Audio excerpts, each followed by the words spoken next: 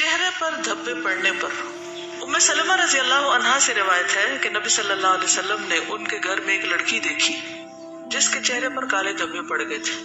آپ نے فرمایا اس کو دم کرا دو کیونکہ اسے نظر لگ گئی ہے۔ یہ بخاری کی روایت ہے۔ جلنے پر۔ محمد بن حاتب سے مروی ہے کہ ایک مرتبہ میرے ہاتھ پر ایک ہانڈی گر گئی جس سے میرا ہاتھ جل گیا، تو میرے والد مجھے رسول اللہ صلی اللہ علیہ وسلم کے پاس لے گئے۔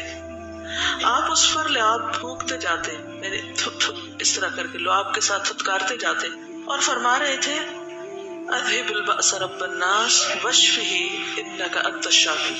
اب آپ دیکھ رہے تھوڑے تھوڑے الفاظ کا بھی فرق ہے، تو یہ سارے الفاظ بھی پڑھ سکتے اور اس میں سے کوئی ایک بھی پڑھ سکتے کہ اے لوگوں کے رب اس تکلیف کو دور فرما، تو اسے شفا عطا فرما، کیونکہ شفا دینے والا تو ہی ہے۔ قرآن مجید کی کسی بھی آیت کو پڑھ کے دم کیا جا سکتا ہے، جیسے قرآن مجید میں آتا ہے وَنُنَزِّلُ مِنَ الْقُرْآنِ مَا هُوَ شِفَاءٌ وَرَحْمَةٌ لِّلْمُؤْمِنِينَ کہ ہم قرآن میں سے وہ چیز اتارتے ہیں جو مومنوں کے لیے شفا اور رحمت ہے۔ دم کرنے کی شرائط: نمبر 1، اللہ کا کلام ہو یا اللہ کا نام ہو یا صفات ہو، ان کے ذریعے دم کیا جائے۔ اللہ کا کلام جس میں سورۃ فاتحہ بھی ہے، آیت الکرسی بھی ہے، معوذتین بھی ہے، سورۃ البقرہ کی آخری آیات بھی ہیں، ان کے تو دلائل بھی ملتے ہیں۔ لیکن اس کے علاوہ بھی اللہ کے کلام سے دم کیا جا سکتا ہے، اللہ کے ناموں سے۔